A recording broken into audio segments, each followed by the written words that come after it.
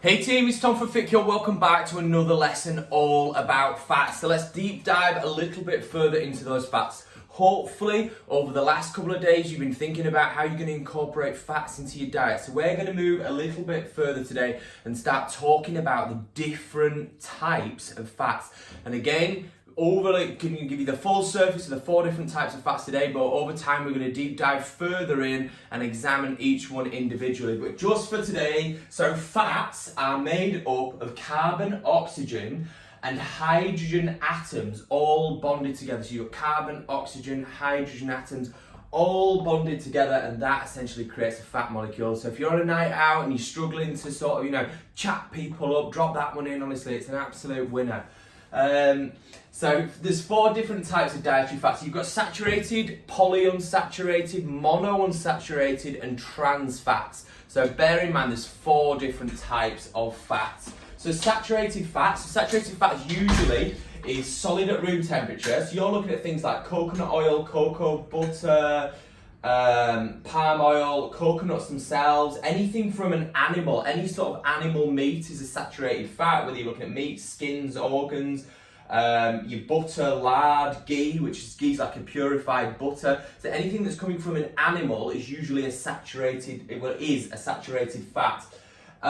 Your monounsaturated fatty acids, these are typically liquid at room temperature. So you're looking at things like olive oil is a monounsaturated fat, olives, avocados, most nuts are monounsaturated fatty acids as well. Polyfats, you've got polyunsaturated fatty acids, so omega-3 and 6. So some nuts like walnuts, most seeds like your flax, chia, hemp, sesame, omega-3 fatty acids, so fats in fish, flaxseed oils, omega-6 fatty acids, so you have all your seeds, vegetable oils, soybean, canola, safflower, sunflower seeds, sunflower oils.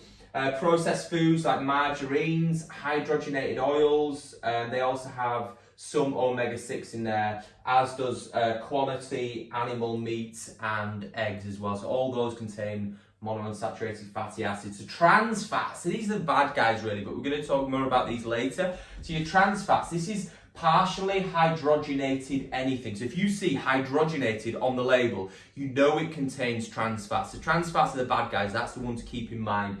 Anything that's processed peanut butter. So when you're looking at your peanut butter, if it says on the back anything to do with hydrogenated or partially hydrogenated, it's a no-no. Put that stuff down and search for another one that doesn't say that. Common foods, things like margarine, like pie crust, any sort of baked goods that you'd get in the stores, pastries, fried food, biscuits, crackers, basically all the good stuff is got trans fats in it. Anything with a long shelf life. So if you pick it up and it says out of date in 2055, you know that it's got trans fats in there to maintain its molecular structure, and they're no good for us.